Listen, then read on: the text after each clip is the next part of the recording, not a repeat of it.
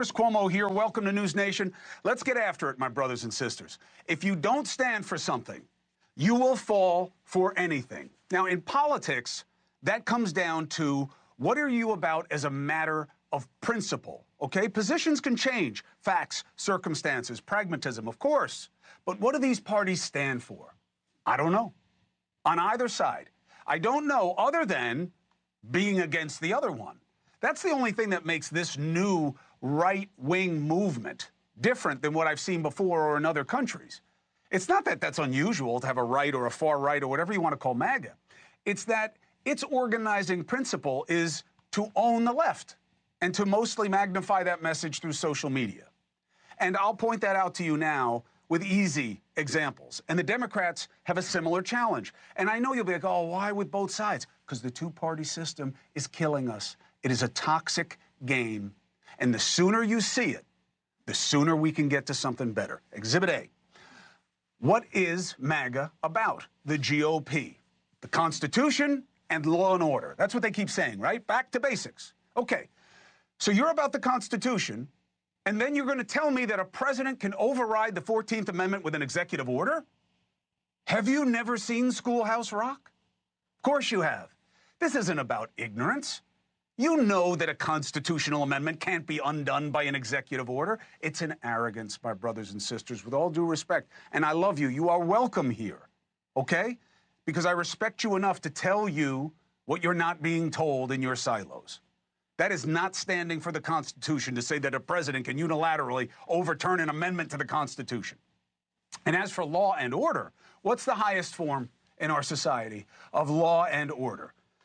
The Supreme Court. No, that's the highest court. What's the highest form of law and order? Judicial review. Or, am I wrong? Does the right now believe that Marbury v. Madison, 1803, no longer good law? That is the seminal case that sets the ground rules for our checks and balances. Right now, President Trump and co. are saying a judge, a federal judge in one district, can't block a nationwide presidential action, not just one lowly district. Patently unlawful, says Stephen Miller, the non-lawyer. Over the weekend, a district court judge ordered Trump to turn back flights deporting migrants under the Alien Enemies Act. The migrants were allegedly hardened gangbangers, and Trump allegedly ignored the order since the flights already left the U.S. They had a hearing today. It was very messy. The government didn't seem like it wanted to tell this judge much, like they know they're going to appeal. So they're playing it like the judge is a lefty who's defending gangbangers. But that's BS. Look, who's not in favor of getting rid of gangbangers? Okay? Of course. But how you do it matters in America. We're not some kind of banana republic. That's what the Constitution's about. The Alien Enemies Act that they used to do this is from 1789 or something like that.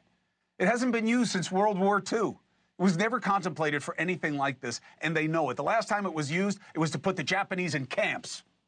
Now look, getting rid of gangbangers is good, but you got to do it the right way if you care about the Constitution. So what are you about?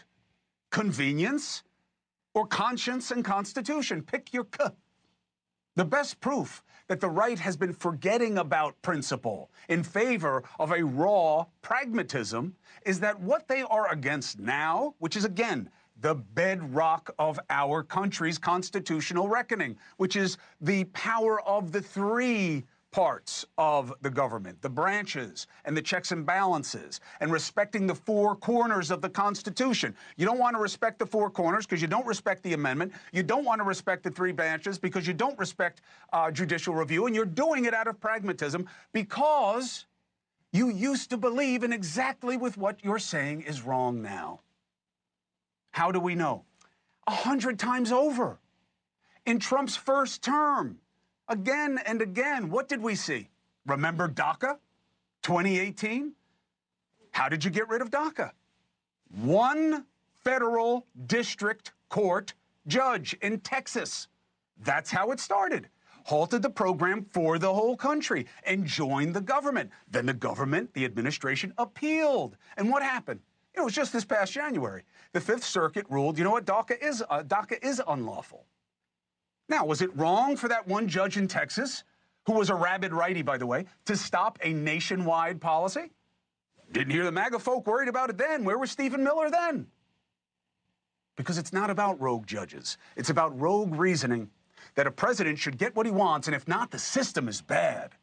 That is not a principle that America has ever stood for. Stood against it plenty of times. How about when Republicans pushed to end the individual mandate in the ACA, Obamacare? How did that start? One district court judge in Florida ruled it unconstitutional. Was that wrong? And then they appealed, and we saw what happened. Went to the Supreme Court. That's the system. It was okay then, not okay now. Why? You tell me what principle it's based on other than just preference. Nebraska went after Biden's student loan forgiveness program in 2022. And by the way, they didn't even have standing at first. The district court said, you don't have standing. Guess what they did? They appealed, and guess what? They won. And guess what happened at the Supreme Court?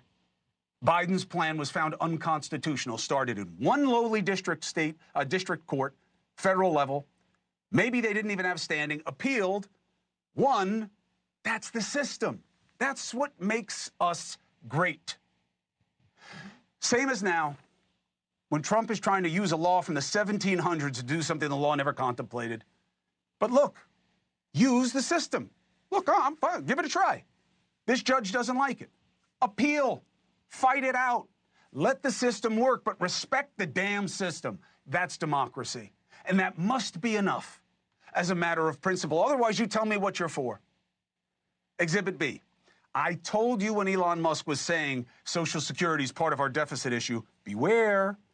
This guy's a genius. He can't be saying something this stupid. Why is he saying something this stupid? If they really want to spare a program that serves 2 out of 3 elderly and many dependents and injured, why would he say this? Now what comes out? A memo that suggests within Social Security, Trump's officials, a very suspect measure that will almost certainly damage people who need the program. The Trump official says, no. I just want to identify fraud. Oh, yeah, how? How do you want to identify fraud? It's a worthy principle. You know how they want to do it? They want elderly people, okay, to go online and prove their identity when making a claim over the phone. Now, do you think a lot of elderly people aren't up to that? I don't even know if I am, to be honest. I can't even get to DMV right now in New York and get my registration redone. I'm going to get all kinds of tickets. And now, if the elderly can't do it, guess what they have to do? Got to walk into a Social Security office and verify their identification. 40% of claims are done over the phone. 40% of claims are done over the phone. 3 problems. 1, like I said, a lot of old people can't do this on the internet. And if they don't, they have to go to the facility and verify, meaning they'll get boxed out of legitimate payments. 40% are done over the phone. 2, a lot of them won't be able to get to the offices. A lot of them are housebound. And you know what the wait time is right now for an appointment? Over a month. And do you know what Trump just did? Laid off 12% of the workforce, closed dozens of offices. You think that's going to make the wait time shorter? And 3, just because Elon Musk lied to you about 10% of the federal payments being Social Security fraud, and that there's a zombie army of millions of people 150 years old getting benefits, just because he says it, and he's a genius, and he makes rockets, doesn't mean he knows it. He's lying. Okay? Both are demonstrable lies. Now, why isn't he just wrong? Because he's too smart to say something so stupid. Now, why is he lying? He's got to give you that answer. I don't know. But it's not a mystery, and it's a lousy principle. Improper payments are real with Social Security and every other program. But how much? Everyone has found that it's less than 1% of the overall payout. Hey, that's billions of dollars. I think you should figure out a way to do it. And you know what they have? They just did a study of the Inspector General's office, OIG.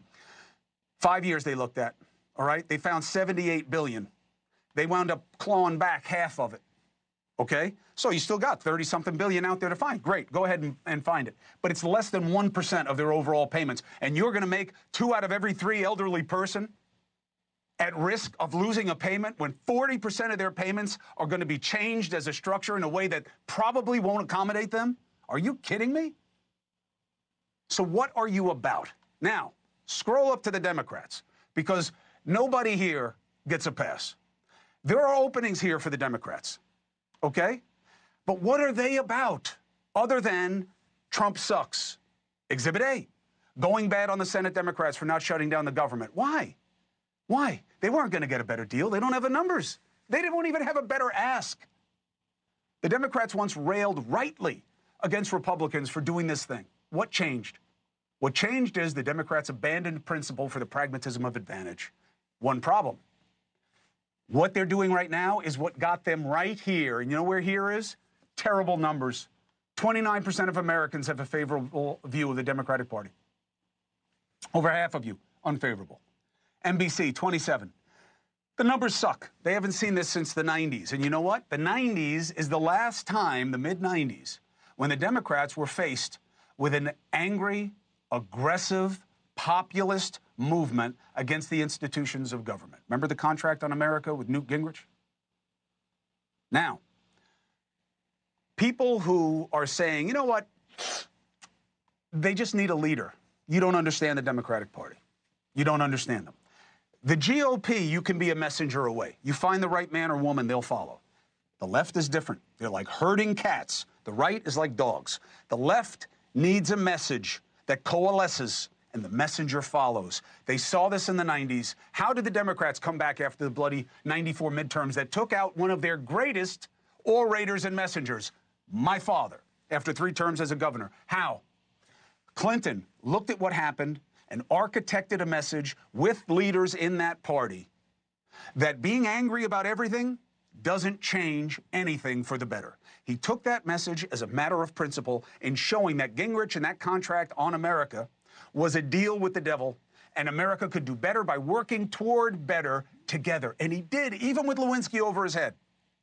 Welfare reform, using the tech economy to pay down deficits. Yes, he was benefiting from what George Bush had done, H.W. Bush, with pay-as-you-go budgeting, which is a great set of rules that they should bring back. But a lot of what he did was bipartisan, working with people who were trying to throw him out of office.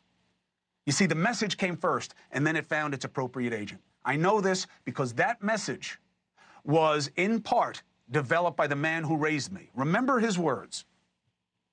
We believe as Democrats that a society as blessed as ours, the most affluent democracy in the world's history, one that can spend trillions on instruments of destruction, ought to be able to help the middle class in its struggle, ought to be able to find work for all who can do it, room at the table. You had Bill Clinton. I nominated him in 1992. His first year was 1993. They produced 22 million new jobs, an upwardly mobile middle class, a shrinking poor population. What is it that they did that we can't do?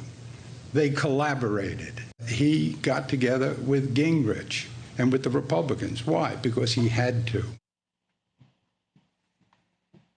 Let me tell you something. My father didn't like making a deal with anybody, okay? He was no Bill Clinton in that regard. But these are your giants in the Democratic Party. Where is that principle today, where you're willing to work with somebody to get something better? And you know that you're about something to begin with. Being in the business of better means you don't care if compromise means a political win for your opponent. You're about the people, not a party. Being in the business of better means that you find the right hills to die on. Trans girls in sports, not the hill. Shutting down the government, not the hill. Anything that AOC and Bernie are going around the country calling a socialist revolution, these are fringe plays, not the stuff of powerful principle that connects with the majority. Doesn't it matter to you that AOC, Bernie, they won't go anywhere to make their case except friendly media outlets? Why? Because they know they can't defend it. They know they're peddling to the fringe. They're banking on being the next wave of extreme populism. What does that get the majority? The idea that people put you in there to just stop the other side, that's not what being better than Trump is supposed to look like. Better ideas, better deals, better arguments, better messaging, better actions, not just being obstinate. That's how the Republicans were, and that's how they got crushed in the midterms during Trump's first term and Biden's. The red wave evaporated. Why? Because they stood for nothing but opposition. And abject opposition is not a principled position. Hey, thanks for watching. Go to joinnn.com to find NewsNation on your screen. And don't forget, click the red subscribe button below to get more of NewsNation's fact-driven, unbiased coverage.